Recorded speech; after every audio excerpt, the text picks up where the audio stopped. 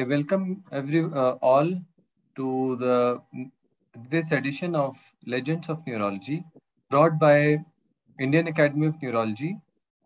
Today we have with us Professor Satishchandra, who has mentored, motivated a generation of neurologists of the country by setting an example. He is a great teacher, excellent researcher, a great orator, and a great administrator. He has actually, as we can say, a full package of uh, all the qualities which should be there in a successful neurologist. So today we have opportunity to interact with him, and I'll be talking to him, uh, posing some questions, and look for some answers which can motivate a young generation of neurologists by his experience over life. So, sir, welcome you. I welcome you, sir. Uh, the first thing is that, sir, the upbringing and childhood contributes to the personality of great men. So, I would like to ask you about your childhood and your upbringing, which has had an impact on you to further, like my experience, I have noted that you used to reach the office early as a faculty, as a director, on clock. We were all following you. We know that Dr. Satish Chandra is in his chamber at this time. In the morning, you were answering emails early, 4:30, 5 o'clock. So how have you been matching these clock-like timing? So it must have been your childhood, I presume, where you have acquired these, good habits. So please tell us about your childhood and upbringing, sir. Sure. Thank you, Ravi Yadav, for interviewing me. And this is a great opportunity to talk about myself in front of the Indian Academy of Neurology for giving me this opportunity. I am the fifth of the six children my parents had. And my father was a veterinarian. And I was born when he was about 49 years old. That means ours was a large family. I'm a late entrant into the family. As I was in the family, and I grew up mainly with my brothers and sisters, who are the main people with me, as my parents were already old, and they were mid-old, I can say that way. And my father retired by the age I was about 10 or 11 years old. And that was the time I was just in the about fifth or the sixth standard in the school. Fortunately, I was one of the good students at that time, and I loved teaching from those days. And I used to teach even my younger students at that time when I was 11 years old. Maybe to help the teach students at that age, I was good in mathematics at the time. So maths being a tough subject for every children. So I used to teach the maths to these young kids who were there around me, and they used to come home and I used to teach them. And then I went on, and in the school days, I was a debater, and I used to debate in the school, and mainly in Canada, but also in English. I studied in Kannada medium to start with, then later on changed over to English medium in this high school level. And I also used to act in the drama. I was a mono actor as well as I was also acting in the drama. That used to give me a lot of interest and impetus to me in my activities, and then that was a very important activity. Then I also used to play some things like cricket, tennis ball cricket, and also the ball badminton. That was my games. I grew up and in the school and at home there was very limited space for us because we were 5 children at home. I used to sit in kitchen and used to study. That was the only place where I had left with because all my brothers and elders were older than me, and my brother was studying engineering, so I had to have a room for himself, and I had no other place but to sit in the kitchen. And a wooden plank used to be kept on my laptop as a laptop. It was not a laptop, but a wooden plank. And that was the one I used to keep it and study or write. even my schooling and the college days. That was what way it went on. But fortunately, in the school, I did well. And following the school, my father was a very disciplinarian, very hard working, very honest man. And that is what he taught us. Wherever we are, we should be honest and we should be sincere and hardworking. And that has come from my father. And also my mother was also a very sincere, hardworking lady, though she was not a literate.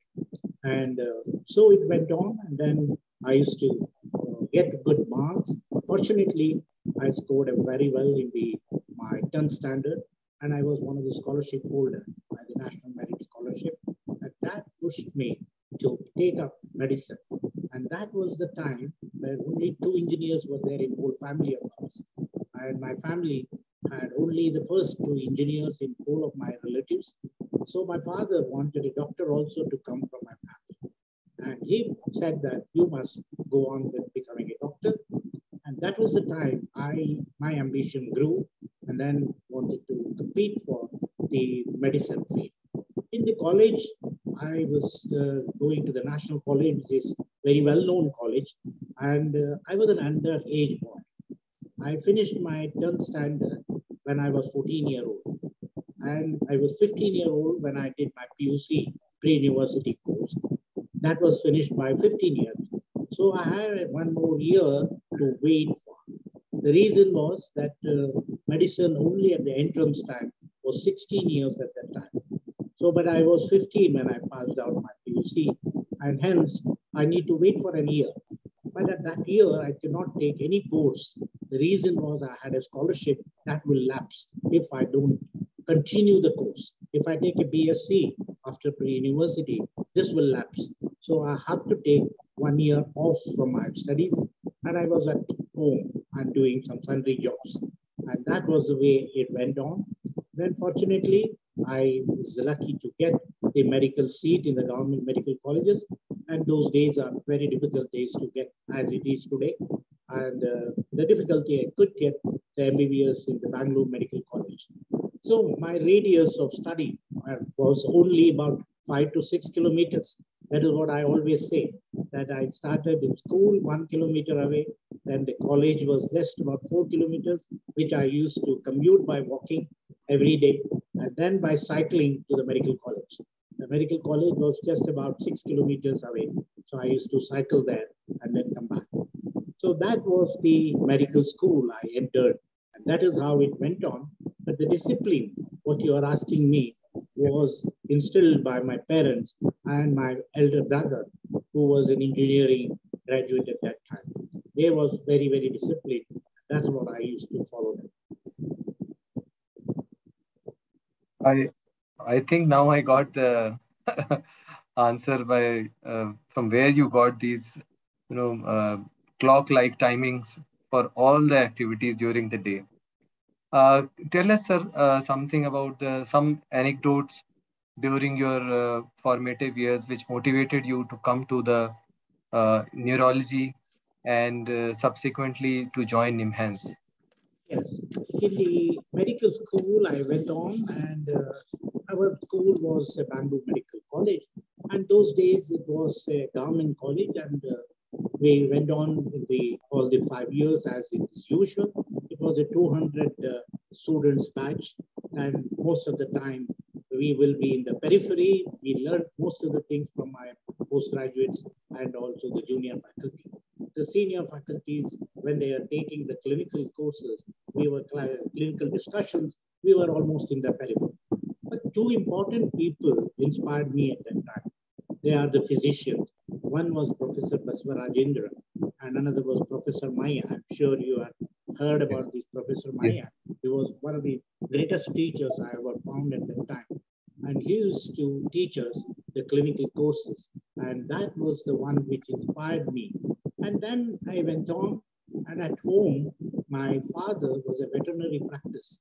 So he used to, after his retirement, he had a small practice, and he used to see the dogs, and he used to treat them. What I observed was some of the dogs, especially the Labrador, used to get seizures.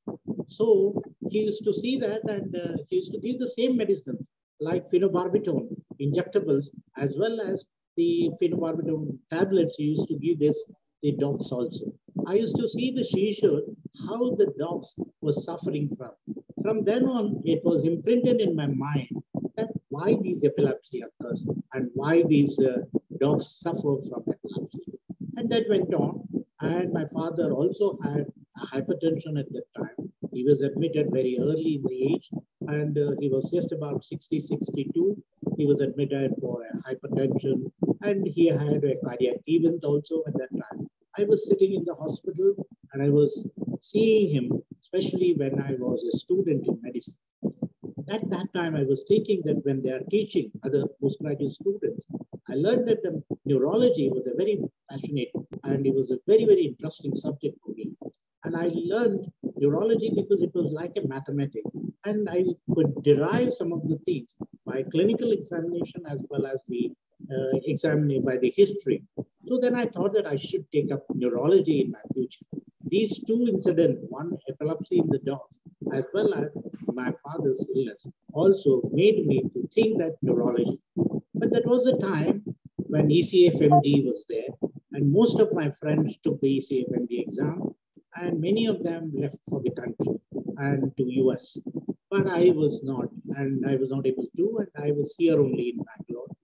And that was the time I know that there was NIMHANS in Bangalore. So I thought that I should do neurology that I was passionate about, but I didn't know how to enter, and I didn't know anybody there. And at that time, the NIMHANS was just there as a mental health institute, and to add to that is a neurology. But somehow or the other, somebody told me about Dr. K.'s money. Then I thought that I should visit him. I don't know what made me. You don't ask me that question, how it happened. I was here, I just finished house surgeon, and I went to his office one fine day, straight away, and asked him, sir, I wanted to work under you and want to be a resident. And I didn't know what he saw in my face. And he said that, why not? You can come. But one thing is certain, that you will not be paid anything and you have to work honorarily. I said, absolutely, sir, because I want to work under you and learn from it. And I will be ready to.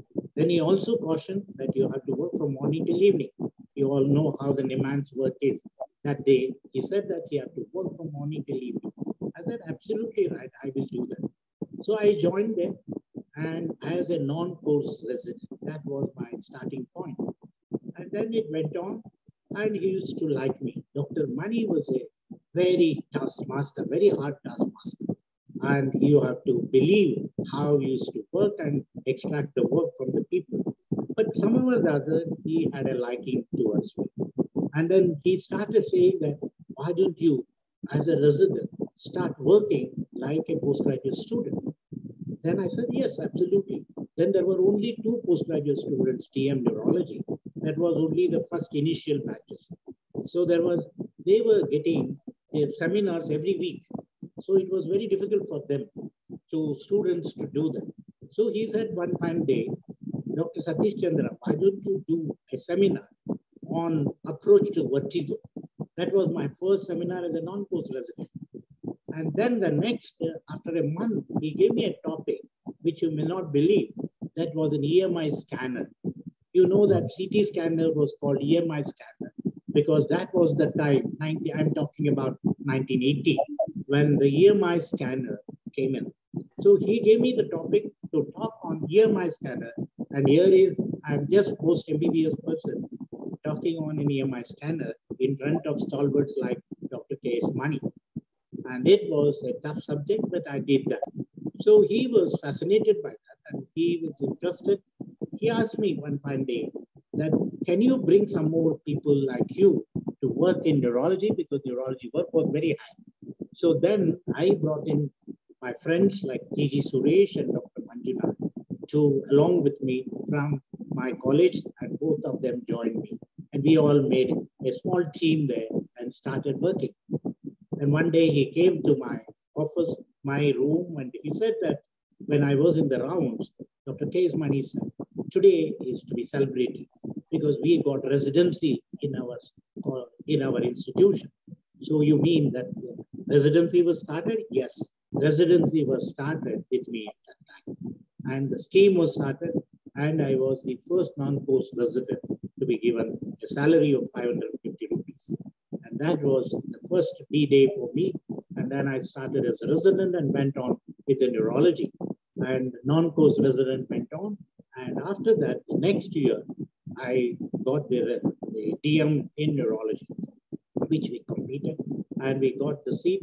It was made 4 seats from that year. It was 2 seats till then for 2 years. After that, it made 4 seats, and I was one among the 4.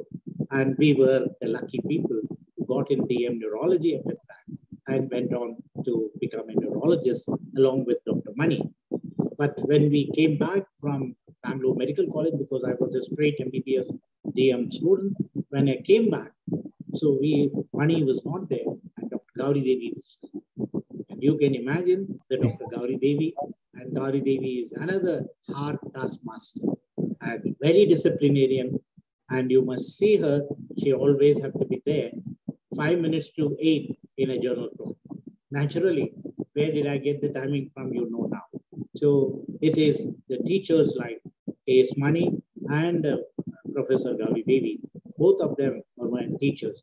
Very hard taskmaster, disciplinarians, and sincere at work, and very hardworking people. And they were the teachers for me who laid the foundation stone in my career as a neurologist. At this point, sir, I would like to just share the photographs. So this is Dr. Satishchandra. You can see a healthy child, I think, who definitely, as other viewers, if they would have seen him, is tall, handsome, and in those times, probably in the formative years also, he was quite good-looking child. Then the next photograph, sir, you would like to tell something about this? This was with the Dr. K.S. Mani. K.S. Mani, as you know, that he's the father of Indian epileptology. And I had occasions because I followed and I took epilepsy as one of my area of interest. And hence here is a great moment for a student sitting next to the teacher. And I had an occasion where we both of us shared a session. And this was one of the foreign visitors where Mani was chairing and I was a co-chair. So very few occasions when a student get to sit next to the teacher and share the same session. And this was one of the finer moments in my life. Amazing, amazing.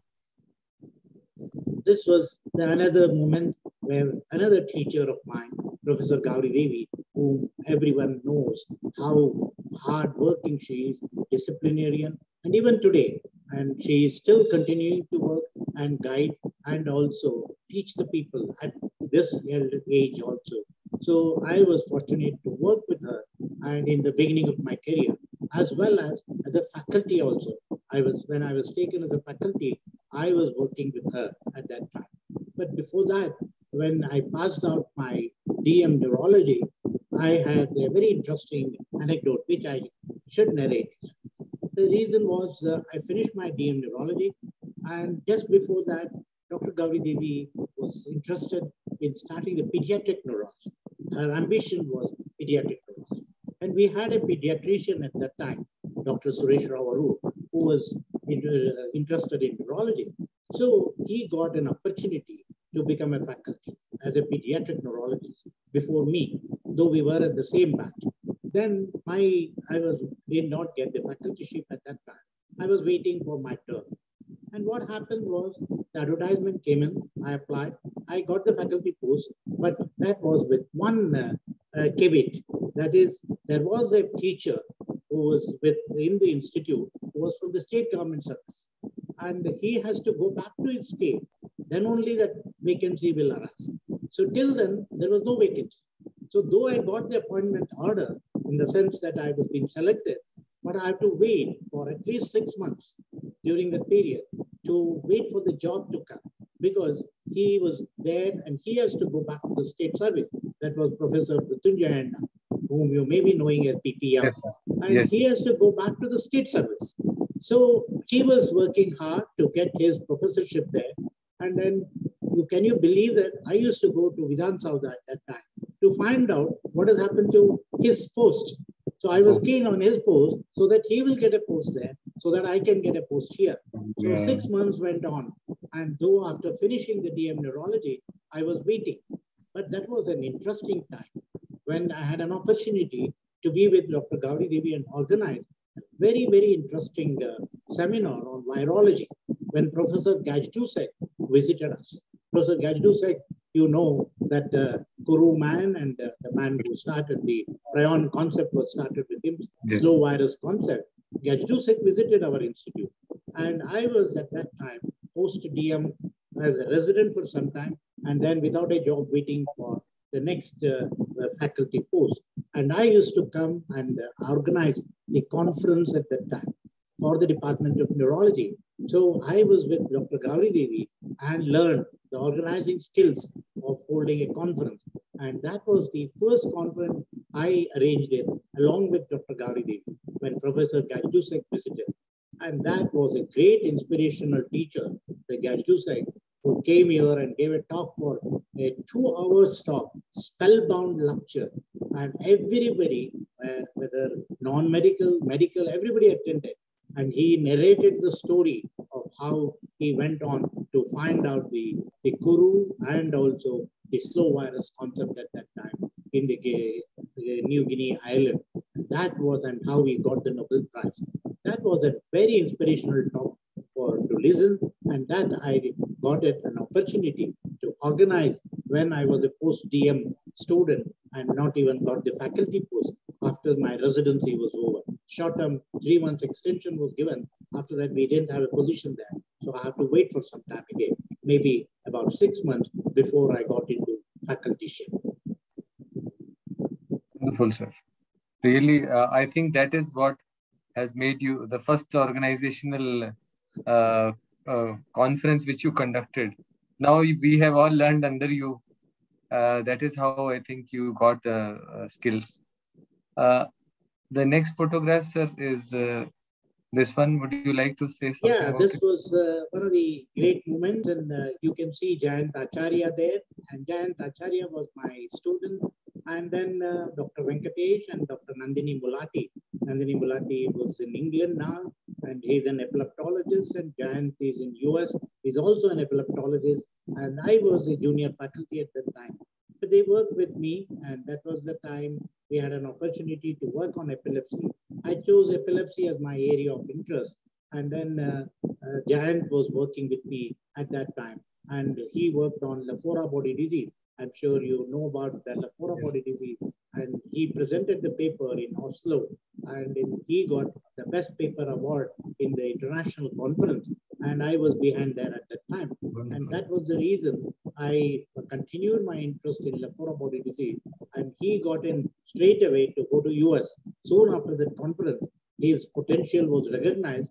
And after the paper, when he got an award, immediately the people from US spoke to him and he got the award. And he went to US soon after his DM neurology. He had just then not even finished his DM course, but Jan was in that way lucky to get that post. And he went soon after DM to US. And that is what, and here we are all celebrating at that time, having the 1990 year. We finished that 1989, and that was the time when he got the award and he was selected to go abroad for the meeting. Thank you, sir. Now, sir, we come on to your first passion, research in epilepsy. We all have studied and read of your papers and your landmark work in hot water epilepsy.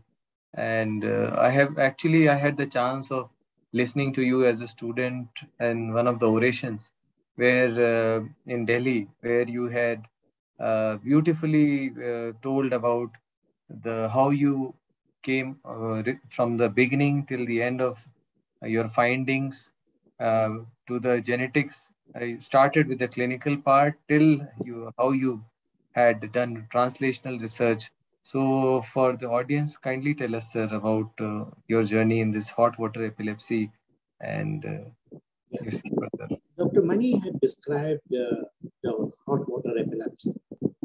And it was fascinating for me to sit in the outpatient when the patient after patient used to come, and they used to narrate what happens when they take hot water and bath. And it is unbelievable that there are so many patients used to come. But when I read in the literature, there is hardly anything about that, except a paper which was written by Dr. K.S. Mani in Transactions in American Neurology and one in Indian Neurology, India. There was nothing. So that aroused an interest in me. And then I thought that I should work on this area. How do I go about it was the question. So then I said, how do I go? Where is the etiology? What is the reason why the hot water should come? So then I teamed up with one of the physiologists in MS Ramaiah Medical College. He was Dr. Ulal. And I collaborated with him. And then let us start with an animal experiment. And we started an animal experiment on a rat because I had seen the dogs getting seizure. So I also knew that the rat would also get seizure.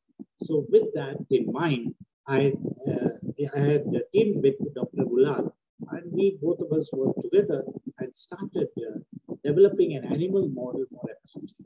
We learned that that is a hyperthermic seizure, and then we also developed a kindling model on that in the rat, and we were successful in demonstrating. And that was the time when Dr. Shankar, pathologist, helped us to develop a kindling model, and he showed that there was a kindling in the rat, which was histologically proven, because it has to be proven. Then only we can say it is kindled. So the kindled animal was there. Then we translated that postulation to the humans, saying that this is an hyperthermic kindling, and human beings also has hyperthermia. But there was a question: why should hyperthermia occur in one individual? Why not in other? So I went on to say that there is hyperthermia, but there may be susceptibility to some individual. It could be due to the animal, their human beings having a genetic susceptibility. That was the time I teamed with another collaborator from Anuranjan Anand from the Jawaharlal Nehru Science Center in Bangalore. And there I worked with him and genetic studies were done. We were able to get a gene and the chromosomes, multiple chromosomes. Then we knew that it was a multiple chromosomal involvement and we were signing for a gene. But we had to take more than 5 to 6 years to get the gene out. But I was very happy when the gene was identified and it was SLCCA1 gene and we could get the gene. It was a glutamate transporter gene. And then by that time, even the international classification also accepted our hot water epilepsy as one of the reflex epilepsies and reflex seizure. And it was introduced in the classification of epilepsy. So I was extremely happy that what I took as a challenge to find out the etiology led to the classification and added in the international classification with the genetic susceptibility also I found out. But that was a story which was told in 5 minutes, took almost about 20 years to find that. And I pursued my interest after it. And we had so many papers coming out and many students took the part of this as a dissertation also.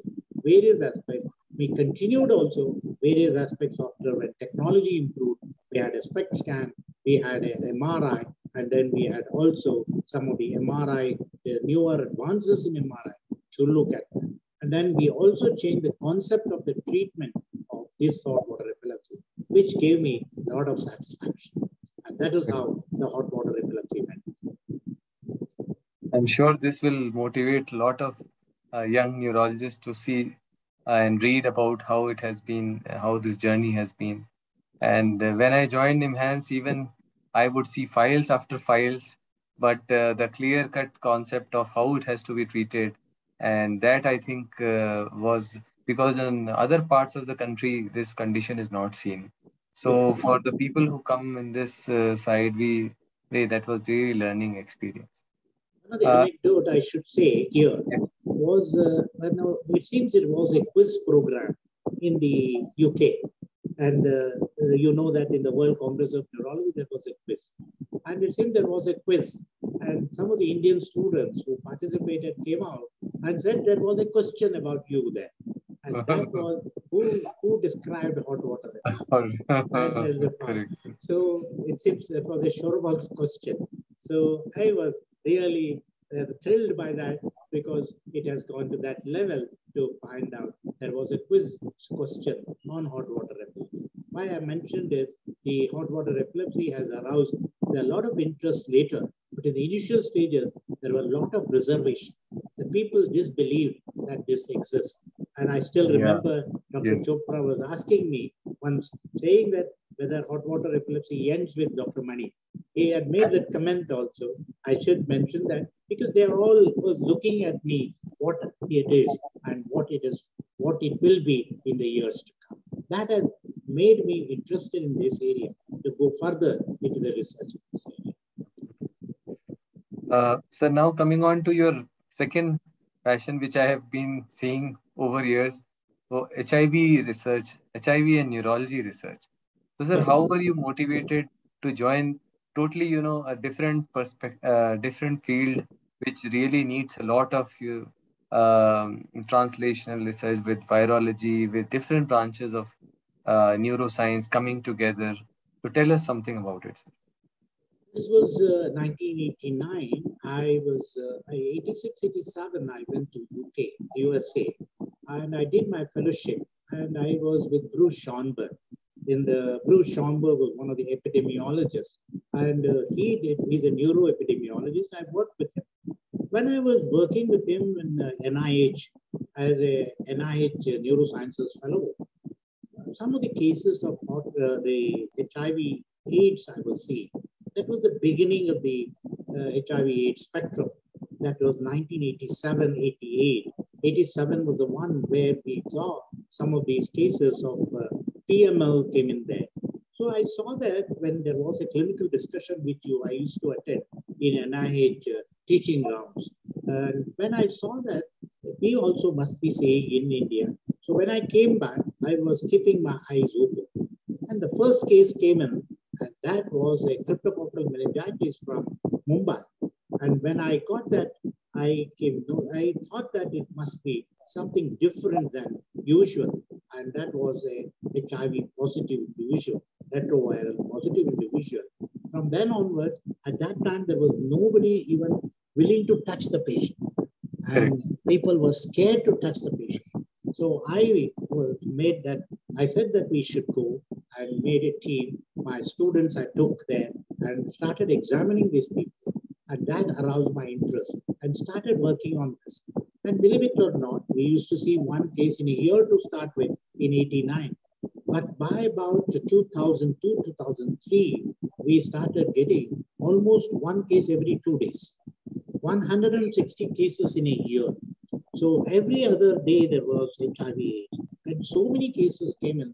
And I thought that that is a great opportunity to see and look at the data, analyze the data, and started working on various aspects of opportunistic infection, non-opportunistic infection, PML, and then also looked at some unusual manifestations like CVT with HIV/AIDS. So those are all the things I took it up and developed a passion for another area of interest, neuroinfection. And neuroinfections, including neuro-AIDS, became my area of interest apart from epilepsy. That was the way I went on in this area. Very interesting, sir. Even I had an opportunity to work with you for the IRIS HIV and IRIS thesis, which was given, I think, and really a different perspective to look at HIV. Now, he didn't have any concept. He didn't have any concept on that, and that was the time some patients were worsening, and that was the reason we didn't know. And that was the time I think Avindranath photograph is there. Yes, Avindranath came and he came and addressed our institute.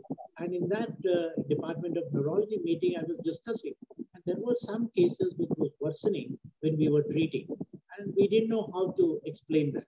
And that was an IRIS, that was inflammatory reconstitution syndrome, just like Jarek-Sarek-Schimmer reaction in in neurosyphilis. And that was the one which we saw. And then Iris was one of the students, also took it as a dissertation, and he worked on that area also. That's correct. I think Mehul had worked. Yes, Mehul, correct. Mehul. He is in now Baroda. Another said you had done some landmark studies on neuroepidemiology, and fortunately, I had also opportunity to work with you in the field epidemiology in the remote parts of the country, in Gorakhpur, in different areas. So how did you? This is totally for a neurologist who are sitting in a OPD or emergency to go out in community and do such projects which can have vast impact on epidemiology of neurological conditions. So, how did you come into neuroepidemiology of neurological conditions? This was a question which was bugging us because there were only few neurologists at that time. And to be frank, I was the first 10 DM neurology student from NIMHANS. And when I passed out, and with very small number of neurologists, and we have so much of neurological disorders, how do we go about it? And that is why the epidemiology of these diseases are very important to plan the services. And Dr. Gauri Devi motivated me and to take up this as I came out from the fellowship from NIH when I did that neuroepidemiology fellowship under Bruce Sean. I came back, and when I came back, the two things which was awaiting me practically. One was the work given by Dr. Gauri Devi to me to go on with the neuroepidemiology. And that was the time Schoenberg started this Schoenberg's method, world neuroepidemiology scenario in the world sphere. And he was going around the world to see that what is the incidence and prevalence of various neurological disorders. And that is what we didn't have any figures coming from India, except from Vellore, one of the study, and one study from the north. Otherwise, there were no studies. So Dr. Gauri Devi, Dr. Guru Raj, who is a professor of epidemiology at the time, and myself joined together as a team. And we said that we will start the neuroepidemiology. And that was the beginning of neuroepidemiology in Indian Academy of Neurology.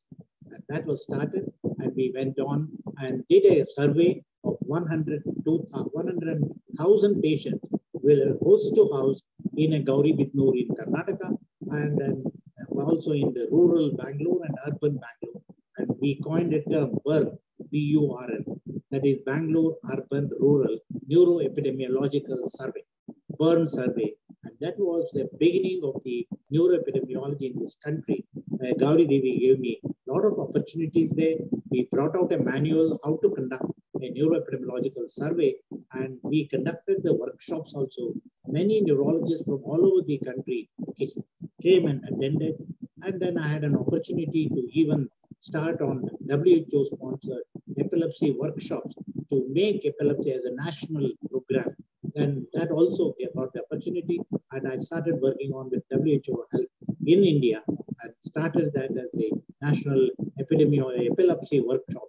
So we wanted to make epilepsy as a control program, national epilepsy control program. And that was the way myself, inspired by Dr. Gauri Devi's motto, to take it up. I did a lot of workshops when I was a associate professor or additional professor beginning of my career. I did the workshops to various number of workshops to Anganwadi workers, the workers of the doctors at various regions of the country, and made as a model for national epilepsy control. That is how the epilepsy and epidemiology took it up, and infections on one hand and opportunistic infections on another hand, and epilepsy as a national program was another hand went on. Wonderful, sir. That study till date finds, I think, so many citations. Everyone who starts research in neurology, there are only few studies, I think, and that is one of the main study that everyone looks towards when they want to see neurological conditions. Now we shift over to, sir, you had another role. So after so many years of research into core research areas, you shifted to administrative side completely. So that transition was from, and that once you, when you became a director of NIMHANS, you took the institute NIMHANS, which was, I think, which needed such a push to a different level altogether. And it came on the forefront at the national level, international level. So, sir, I would like to know your, how did you transcend this from a clinician, scientist, and then going on to a complete administrator, and you were able to deal with, IAS and all and ministers. So, administrative as a for a neurologist is clinician, scientist is not that uh, popular, I would say, but it really needs skills. So, how did you transcend this part, sir? See, in my mind, I was wondering, there were many areas and gaps in demand. And I was looking at it because I had a longest stint, almost about 35 years of neurology at NIMHANS. And before in 2010, I had already finished almost about 16 plus and 26 years. And at that time, I was thinking that I just had completed the head of the department for 3 years. Then I was wondering that I should do something more. Otherwise, having worked in this institute is not sufficient. And that was the time I felt that there are a lot of gaps in the demand, which we need to take it up. And we need to develop this institute in a bigger way. And Dr. Gauri Devi, Dr. Nagaraj was there before that. So that was the time I wanted to get into the administration, because all this, your views or your dreams want to get into the reality. How do I get into the reality? Nothing comes up unless you have some power there. The power was required to implement your dreams into the reality. And that was the time I had an opportunity. Then I said that I should apply for directorship. So many people discouraged me. Many people said that you are wasting your scientific career, you are wasting your skills of teaching, which you have a passion about. I used to teach the students and also the various psychiatric students, medical students, the general medical students. I was passionate about teaching also. But you are losing all these things. Don't become an administrator. Many people told me.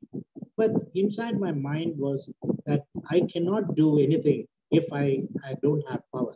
So some power is required in this country to make your dreams true. So that was the time I applied for this, and I was fortunate that I got a post of directorship and became a director and the vice chancellor of NIMHANS. When I became director and vice chancellor of NIMHANS, the first thing was my brother, my family member, I was the first in the family to reach that level. So we had a small celebrations on that day in my house. I still remember the day I got the directorship. So all of my brothers, sisters, everybody came. But my brother was, eldest brother, he had a paper in his hand. And he said that, I know NIMHANS, but there are so many things are lacking. So you need to work. There is not just taking the directorship. He gave me 20 points saying that this is the area you need to work on. And visibility of NIMHANS is lacking. And you have to make that. And also to take up the responsibility to do work for this institute, which had given you a bread for so many years. So that inspired me very much on that day itself. So I said that let me start working. And we had a very good team of registrar, Dr. V. Ravi, who is a virologist of international fame, and also Dr. Satish, who was an RMO, then became medical superintendent, and I have opportunity with Dr. S.K. Shankar, who is a great neuropathologist, who was an advisor for me. And these people together, we started working on that. And the first and the foremost in my vision was to get an institute of national importance for our institute. Because the moment we get an institute of national importance, we will be on par with AIMS or PGI, where we were lacking till then. And that was the reason I started working on this as soon as I took out as a director and visited Nirman Bhavan for the first time. Many people asked me, how did you get in? I didn't, to be frank with you, I can tell you that I didn't know where was Nirman Bhavan. And I entered the Nirman Bhavan, the portal, only as a director. I didn't know even anything. So this was the strange, but at the same time, it is a true fact. And I entered the Nirman Bhavan and went and met the secretaries. There, I had a good bunch of secretaries who are excellent. And these secretaries of IAS people are so good, and I should really admire their understanding and their ability. And they were able to read my mind and also my ambition and passion. And they started saying that you must work on, no problem at all. We are there behind you. And that has given me a lot of courage. And then put in the paper in 2010, I became the director. And in December, the first bill was placed in Rajya Sabha. And then that was the beginning. And I used to go to Delhi. I think you have seen many times that I used to get up in the morning at 3 o'clock and catch the first flight at 6 o'clock, and then come back in the night on the same day at 11:30 in the night. And I used to go to Nirman Bhavan, and then I had a visit to the parliament large number of times. I faced many of the parliamentary committees. I had a great experience of meeting the parliamentarians and standing committee members and so many ministers. And then in the Parliament House, they addressing these standing committee members. The secretary and the additional secretary at that time, IAS officers, they were very kind to me. They said that you have a passion to present before them. So we will hear you, you present and you project your institute, and we will listen. So I was asked to present in front of this standing committee, and I thought that was a great opportunity for me. At the same time, in the back of my mind, I had a fear that I was representing the institute, but in front of these parliamentarians who are all stalwarts. And I can still remember one of the anecdote where Brunda Karat, you know that she was a very lady of iron hand. That's what everybody talks about. And she was the chairman of the standing committee. And she was very, very hard in asking questions. And I was facing her. So I was in fear. I was wondering how do I answer them, their questions. And they are all intelligent people. Don't take them, these political people, some of them are very, very intelligent. They prepare the questions and come and ask the questions. So I had a great opportunity to face these people, understand them, and put it to understand, make them understand the needs of why the institute has to become an institute of national importance. And that was the positive. And it took 2 years, but 2 years went on. And in the Lok Sabha and Rajya Sabha, the bill was passed and bill was enacted. And incidentally, that was my date of birth, 13th September. The bill was passed. And the bill, I think you may show that photograph where the bill has been there. And the bill, the bill also has the date as 13th September, and 12th and 13th September.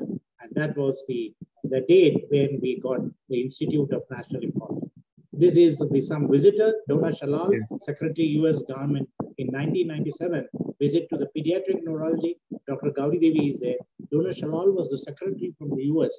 government, and the whole U.S. delegation came and was seeing an encephalitis case at that time in the pediatric neurology. And I was asked to present the case, and I was discussing with the secretary of U.S. government, which was one of the highest visitor from USA at that time. Next one. And these were the conferences we had organized in 1996. I was organizing as a treasurer, along with Nagaraj was the secretary, and Gauri Devi being there. And we had an organizing committee. And you can see Professor Tali there, Dr. Anisya Vasant there, and Uday Muthane there. Unfortunately, they're all now, the Dr. Anisya is not there with us, and Uday is not doing well. And Manjunath is also there, who is also not with us now. H.V. Srinivas was there. This was very good meeting. And then I had an opportunity to organize another IAN conference in 2006. I'm sure you were there at Ravi Yadav at that time. And you were also there in the photograph. You're also in the photograph there.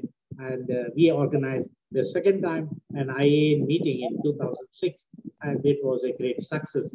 And it was a wonderful meeting. We had many new things to do that in IAN at that time. And we introduced the various newer aspects in our scientific program at that time. And next one. This was the time when I became the director, and you can see Dr. Shankar, Dr. H.V. Srinivas, and Dr. Anita Mahadevan, who is now heading the Department of Neuropathology. They had hosted a lunch to me I'm becoming a director at that time in H.V. Srinivas's house. Next slide. Yeah. This is the time in the Indian Academy of Neurology in 2012, and as a director, I had also an opportunity to become the president of the Indian Academy of Neurology. And this was in Ahmedabad. Dr. Mahendiratta was there, and I was the president of the IAN, and along with the chief guest, that was the health minister from Gujarat at that time. And we had a nice conference organized by the Ahmedabad Neurological Society on 2012. Next Sir, as far as I remember, this time almost was the same. Within 1 year, you were the president of IN, and as the same within a year, I think you got the director post also. You all see that sometimes the luck comes in that way, and one after another, whether you like it or not, it comes and keeps.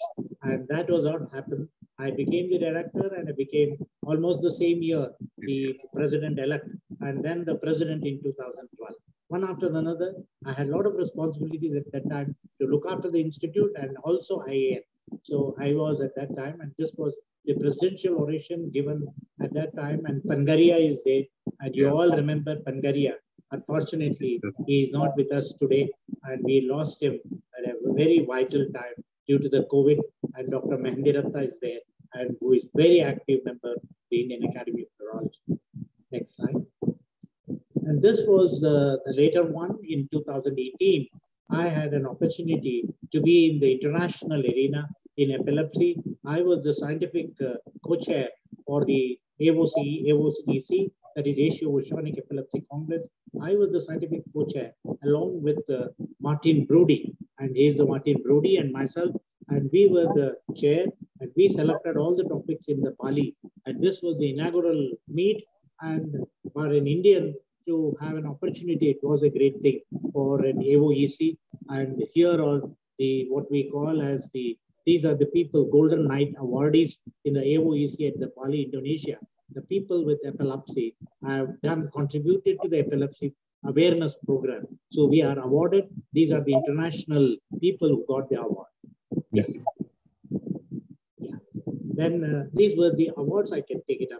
Yes, sir. I'll just show you this was during when you were director, sir. I think. Yes, during the directorship, I had very great visitors, and one of the visitors was never forgettable, Abdul Kalam ji, and he was the president and the post president. He visited our institute, and as a post president, after his, and I'm sitting with him, and he was asking the questions and answering the postgraduate students. I think you may remember, he addressed all the postgraduate students, and he is very fond of that program. And we had arranged all our PhD students to come in the hall, and I'm sitting with him, and the way he answered the question was so much, and his simplicity, his humility, we have to learn a lot. And he came to our institute as a president, as a post president also. And what we followed at that time, when the next president came, actually they were wondering that the same rules can be followed. They said that no, Abdul Kalam had a different type of rules, and he was not following any of those. And we have to have certain regulations to be followed when a president of India visits. So that was a great opportunity to sit with Abdul Kalam ji, and who was the greatest man in my life as a model. Then this was the 13th September, you can see there, and that is 13th September 2012. And my birth date is 13th September. Oh, amazing, sir. What a coincidence, you can say, but it has happened. And this was, the NIMHANS was declared as an institute of national importance and gazetted. That was in 2012. And I was the happiest person because we got that status and the gazette, and it has a lot of hurdles for 2 years to went on, but we are successful. But it took almost about 3 years later, the president of India at that time, Pranab Mukherjee, came, and here is a plaque which was being given to Pranab Mukherjee, the honorable president at that time, and he was dedicated the NIMHANS as an institute of national importance to the nation. And here is the governor of Karnataka who is sitting next to it, and the other side was the chief minister. So we had a lot of luminaries visiting our institute at that time. This was the convocation, one of the convocation when Prime Minister Honorable Modi visited our institute, it was again another great moment. When he became the Prime Minister in 2014, and this was 2015, the convocation, in February. So within the span of 9 months, I was able to invite him, and he gracefully accepted, and he visited our institute, and everybody was waiting and watching, because this was the first visit of any Prime Minister other than a brief visit by Jawaharlal Nehru, long time back in 1950s, I was told, on his way in the Bangalore. But actual visit, he was the first Prime Minister to visit NIMHANS. And that is why I was very happy that Prime Minister Modi was able to visit, and he dedicated to the nation our pet MRI at that time. This was the convocation address. At that time, I called all our previous directors, and here is Gauri Devi. I thought that that was a moment to honor our teachers. The teachers who laid their life for their importance for the institute. They have given a lot of service to our institute. Professor Varma, Professor Mani, then Professor Gauri Devi, Dr. Nagaraj, everybody. So we felicitated them. And that was the time Dr. Gauri Devi is receiving the honor from our Prime Minister, and our Health Minister, Naddaji, was next to me, and I was giving the certificate to them. I remember distinctly, sir, during that the faculty were so excited, and even the students. And there was a group of students which were called in from a local school, just to witness, I think, to witness the event, how it has been given. Would you tell us, sir, something about that? That was very unique, which I found that year. The Prime Minister's office conveyed to me that the Prime Minister is very keen on having the school students attending the convocation. His vision was that the school students should learn how the institution convocation takes place at a young age, which can transform their minds. And that was his vision. And that's why the direction came from the Prime Minister's office, saying that Prime Minister Honorable Modi wants to have some school students to attend the conference, and you must make way for 25 of the school children. So we called Hombegoda School, which is next door, which is a government school. These children all came in their uniform and attended our convocation. And I was wondering, when the convocation is going on, we had the students sitting there, and we never mentioned anything about in the convocation speech or anywhere. I was wondering, and I was whispering to Health Minister, saying that the Prime Minister has asked us to get the school children, and they're all waiting anxiously. He said, don't worry about it. Prime Minister knows about it. He has seen. As soon as this convocation is over, he will meet all of them. As he said, rightly so. The moment the convocation was over, he was running. The secretary, our security people were almost not aware of what was happening. He immediately went to the children where they were sitting, to their places, and then started talking to them. And it was a chaos almost at that time. Because the security was not aware of what is happening there, and he wanted to meet the children. And that was a finest moment in the convocation, where the Prime Minister talking to the young children. I have another photograph with that, but I have not shown here. Very amazing, sir. And this was the Vice President of India visiting, and I was discussing with them. Yes, Ansari. Then this was the Union Health Minister then, who helped us in getting the Institute of National Importance, and he had helped our institute to grow very big in a very short span of 5 years. And this was one of the collaboration with the T.S. Srinivasan. With T.S. Srinivasan's program was shifted to Bangalore, and we had a delegation from Australia visiting us, and this was T.S. Srinivasan NIMHANS Knowledge Conclave. And you can see Barkovic is there, Dr. Radhakrishna is there, and there are so many people who J.M.K. Murthy, Udani, and Dr. Gauri Devi, Krish Srinivasan, and there are so many people from Australia had visited, and we had a great opportunity to learn what is happening in the field of epilepsy in this conclave. Sir, would you? Yes. Yes, sir. Please, the upgradation of NIMHANS totally into, future era, we would call it, occurred during that time. Massive changes. So I would just display the slides and you can mention some of the things over So, there. see, we had a intention to develop something more in the institute. Myself and Dr. Ravi, who is the registrar, worked together, and then we were working very hard to get that. First was a research place. Everybody was asking that we don't have a place, how to go about it, how to get the research going on in this institute. Then there was a building ready, but we didn't know what that meant for. Then we started working on that, and we started a neurobiology research center, which we call as NBRC or NRC. And now this place has got 15 active laboratories. And we opened it and we asked the heads of the department, do you want to have a research facility? What facility you want? You have to write a concept note and then tell us how do you take it further. And whatever is the support required from the institute and the government, we will try to get it. So we have 15 active laboratories, name it as a genomic lab, proteomic lab, or whether it is a lab for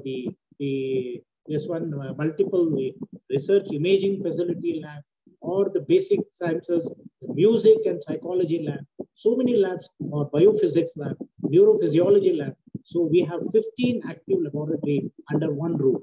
And when I looked at some time, there were almost about 100 PhD students working in this building and contributing for the various research areas. And that is what there's an area of center aim providing cutting edge technology and infrastructure. And translational research by an ICMR also started in this building. A translational research, which the ICMR gave support for 5 years in this area, and we developed that area during that time. And it is still active. Many people are doing that. This is another important area, MEG facility. We are the first in the country to have our magnetoencephalography facility in the country. And we started that. Gamma knife was already there, and we complemented that by MEG facility for the epilepsy research and epilepsy surgery program. And this was an MEG facility which is active even today. And there are a lot of work going on by the team under Sanjeev Sinha and other people who is now the head of the Department of Neurology and doing a lot of work in MEG. And you can see Dr. Gauri Devi there inside and looking at that. Yes, you can see in the gamma knife there. Yeah, next slide. And we also had an opportunity that we should have the PET MRI for the first time in the country. And this was the ambition. And I started the PET MRI. The PET MRI came in, which is a simultaneous PET scan and an MRI facility. And this was for the first time, though in the private sector, there was one in Delhi, but it was in a smaller scale. So we wanted to have a bigger scale. And we had PET CT in Bangalore, but PET MRI wanted to start. And we started the PET MRI, which was dedicated to the nation by our Prime Minister during his visit to NIMHANS. But this was the cyclotron. And the cyclotron we have to have for PET MRI, because we wanted to have the molecules which could be generated there, like an oxygen, which has got a half-life of only 2 minutes. So that was the reason cyclotron should be next to the PET MRI. And this foundation was laid during my period. Later on in the development, it was developed further, and now full-fledged cyclotron is being established. Establishing a cyclotron is a very hard work, because BARC they got a lot of stipulation. It took almost about 3.5 years to get this cyclotron in place. And we were successful. We had a cyclotron, and next to that, PET MRI on one side, and we had MEG on one side, and an MRI with an EEG facility, all complementing the various areas of the research, and also a tool for the diagnosis for the patient, which is available now, even for poor patients who cannot afford anything. We can get a PET MRI for them in the institute. So this one has opened up, and sir, we are really thankful that this is going to change the neurology at NIMHANS, and I think you inaugurated. So please tell us, sir, something about this major event. When I was looking at it, the only way we can get the number of increasing the faculty and increasing the residentship is very, very difficult. Numbers is very difficult. Everybody was saying that we have short of hands and the workload is very heavy. This is one thing which always we say. But the question is, how do we generate the manpower? Is extremely difficult. To generate the manpower, we need to convince the government of India and to sanction money as well as the posts. For that, I said that we must have various fellowship programs. We started a lot of fellowship program at that time. As a director, I'm sure you know about that. We have a fellowship in epilepsy. We have a fellowship in stroke. We have a fellowship in cognitive neurosciences. We have in electrophysiology, pediatric neurology. Now many more have been added on also. So when we have that, the first thing was that we need to develop these fellowship programs. So the residents will come in. And then the faculty could be asked under each of the fellowship. And that is the area of specialization. So that means we can increase our numbers. So I started planning for increasing the faculty strength and then under various headings, so under various subgroups. But the most important is the beds. We cannot get the beds. So beds will come only when a new dimension is given to them. So that was the time we thought that there has to be a subspecialty wing in neurosciences. And this is a 7th-floor building as a subspecialty in neurosciences. So each side, one side is neurology, one side is neurosurgery, be it epilepsy, stroke, cognitive neurosciences, pediatric neurology, neurosurgery. Like that, the complement which is connected to the neurocenter. And this was built up. Then I thought that this should be named after my teacher and founder of an institute, R.M. Verma. R.M. Verma was the founder of NIMHANS and as a National Institute of Mental Health and Neurosciences was formed in 1974. Though mental hospital was there from 1940s, 1935, but NIMHANS came into being only in 1974. So that was the reason we named after Dr. R.M. Verma, Neurosciences Subspecialty Block. And this is the first of its kind in the whole country. And I was very happy the other day when Dr. Sanjeev Sinha, head of the Department of Neurology, called me that they have now started the whole thing because it was reserved for COVID work because of the COVID in the last 2 years. Though the building was finished, but it was occupied by the COVID block. And now it has been a subspecialty block. This is, as you see, is a children's pavilion, but nothing to do with children. This was the oldest building at NIMHANS, 1942. So it was almost 75 years. So I thought that when I was asking some questions to my students about Dr. Verma and Dr. Mani, they have already forgotten. My number of my students have forgotten about Verma and Dr. Mani. They were my teachers and they have done so much for the institute. Then I felt that we should have a museum. And this was a museum which we started in an old building, which you can see that there is a plaque is 1942. And in that old building, we now has renovated that and which was made as a museum, starting from the day one when the stone block was put from the land which was given by Mysore Maharaja at that time till today what we are. Everything has been captured in this museum and this is a museum to be visited. I'm sure many of you might have seen from the Indian Academy of Neurology or those who have not seen. It is worth going through to get a glimpse of how NIMHANS developed over the century now and how the Mental Health Institute has become a National Institute of Mental Health and Neurosciences, which has carried the whole image. And incidentally, during the inauguration, I called Mysore Maharaja. Mysore Maharaja and Maharani and the Yuvaraja came in for the inauguration of this, along with the President of India, Pranab Mukherjee, who dedicated at that time Institute of Importance, National Importance to the country. Same day, this was also inaugurated. Sir, I would. So, sir, it is said that behind every successful man is a woman, and we know that your better half, Professor Prabha Chandra, is herself a renowned clinician, psychiatrist. And tell us something about your personal life and how you worked together at NIMHANS and you were able to devote time. Yeah. Prabha Prabha came in and we got married in '84. And she was from Delhi and she came here, did her psychiatry. She was interested in psychiatry and she did her MD from NIMHANS. And after that, she was lucky to get a faculty post and climbed the ladder. And she is also a professor of psychiatry and medical department. And she is also very dedicated and to her profession and the field of psychiatry, and a researcher as well as a teacher, and also started developing her own areas like women and psychiatry, psycho-oncology, and child and women's mental health, and for which she has contributed a lot. And we were working together at home, both of us, but she was having her own place and I have my own place. She supported me and I supported her during her time, and she supported me totally when I was a director of the institute, when I used to spend at least about 14 hours a day minimum, without which it is not possible.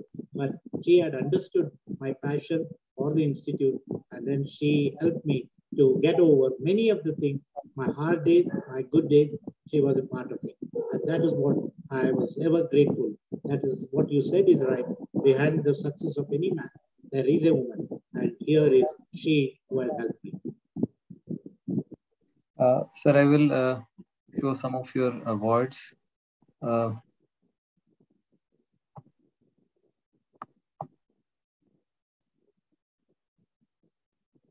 For the viewers, so it has a long list of awards. So I would just scroll through them. This is ICMR Vasanti Devi Award 2010. This is the Vishwaraya Senior Scientist State Award for 2016. This one, can you tell us something about this? This is the first Asia Oceanic Award for the young scientists. And this was Commission on Asian and Ocean Affairs and International League Against Epilepsy. The first award was given to me, and for the Asia Oceanic region. And this was the Outstanding Achievement Award, it is called, in epilepsy. And this was from Korea, South Korea, Lee, who is the president at that time, giving me the award. And this was in Melbourne, Australia in 2015. And this was the award I got it for 2017. That award was in 2011. And the previous award was, just show me previous award. And that award was given by the CAOA, the Commission on Asia Oceanic Affairs and International League Against Epilepsy, was in 2011. 2011 at Melbourne, Australia. And then this later on, I got an Ambassador for Epilepsy Award. That was in 2017. And Emilio Perucca from Italy, who was the then president of the International League Against Epilepsy, giving me the award for the Ambassador for Epilepsy at Barcelona meeting in 2017. This was that. This was my family, which I was talking about. My wife, Prabha, and my daughter, Meghna. She is her own way, and she has done. She doesn't want to become a doctor. And she was, from the age of 5 years, used to say that I know what I should not become. That is what I always used to say. She always used to say that I never want to become a doctor. So I always used to say that when both the parents are doctors, the children may not want to become a doctor. And one of the parent is a doctor, then the child wants to become a doctor. And that is what is my observation. And this observation I'm right in 90% of the cases. Only in 10%, there are some children, when both the parents are doctors, they also want to become a doctor. Here is Meghna, my daughter, who has become a lawyer and now a public policy expert, and now in US doing public policy in Washington, DC, after her master's in public policy from University of Chicago, and working under the Booth School in Chicago under Raghuram Rajan. Amazing. Now in Washington, DC. And she married recently, and my son-in-law is an engineer. Wonderful. And my dog is there. That is my companion. The dog is always there with us. And he lived throughout my life with now this is the Labrador sitting and watching me. And these dogs, whatever, however tired you are, at the end of the day, even at 11:30 or 1 o'clock, they're traveling from Delhi. When you come, it receives you at the doorstep. It gets up and receives. Yesterday, I was in Calcutta and I came back from Calcutta and it was already 11. And immediately it was there, watching and receiving me in the gate. And that is what the lovely dog about. And all our tiredness and exhausted go away once you pet the dog. And that is the lovely dog life we have throughout my career. It's like unconditional love from. Yes, yes. So now we are coming towards the last question. Sir, what will be your message to the young neurologists and students about how to go about and in the career? This country has a lot of opportunities and plenty of opportunities and unsolved questions are there. There are so many unsolved areas and which we need to work for. No Westerners will come to India to solve our problem. So we need to solve our problem.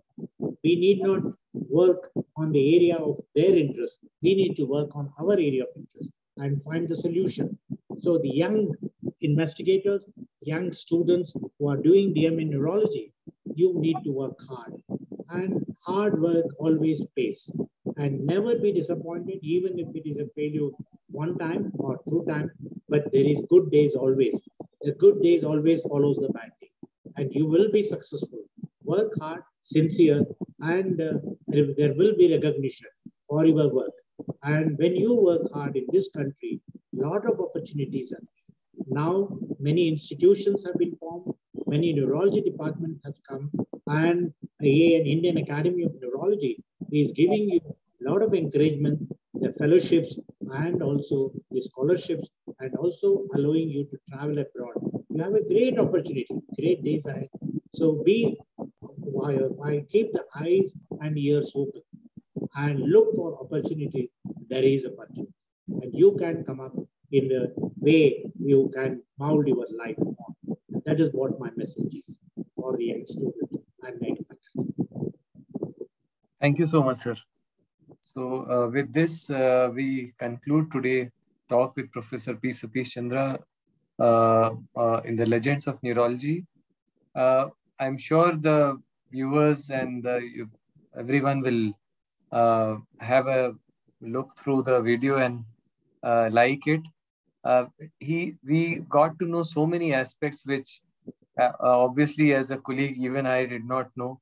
And so really thank you so much, sir, for sparing time and devoting so much of efforts towards this interview. I thank Indian Academy of Neurology to bring about this program. Thank you so much, sir. I thank Indian Academy of Neurology for giving me this opportunity as a part of Legends in Neurology. I do not know whether I come under that category, but at least the recognition from the IAN itself is a great reward for me that I consider as my greatest honor. And Ravi Yadav for taking so much of time and interviewing me and bringing out the best whatever I wanted to say to the Academy. Thank you very much.